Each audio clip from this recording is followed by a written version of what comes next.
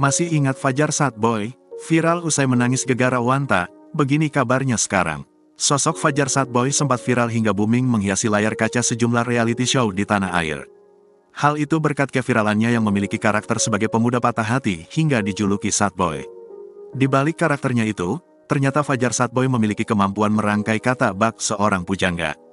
Tak ayal sejak viral, Fajar Satboy banyak mendapatkan tawaran job, bahkan kini kabar terbarunya dia bisa memberangkatkan orang tua umrah ke Tanah Suci. Lantas bagaimana kabarnya sekarang? Setelah viral, diketahui Fajar Satboy terkenal sebagai selebgram.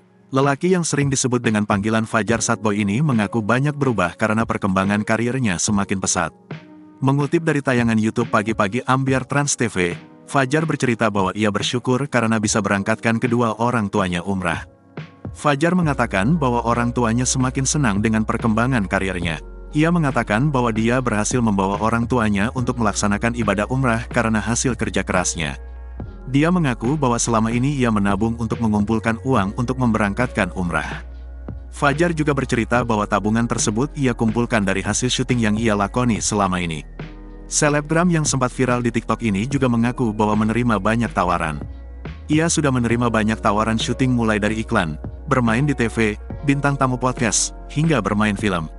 Tak hanya itu saja, Fajar mengaku bahwa dia masih ingin mewujudkan banyak kebahagiaan lagi untuk orang tuanya.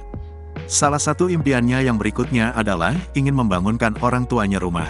Untuk memberangkatkan umrah kedua orang tuanya kemarin, Fajar mengeluarkan biaya sekitar 60 juta rupiah. Ia menyebutkan bahwa untuk memberangkatkan umrah, per orangnya dibutuhkan dana sekitar 30 rupiah jutaan lebih.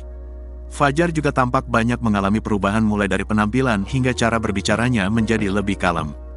Fajar Satboy menyebutkan bahwa dia kini lebih banyak digandrungi perempuan. Tak seperti dahulu yang sering ditinggal perempuan, kini dia justru banyak dikejar-kejar perempuan.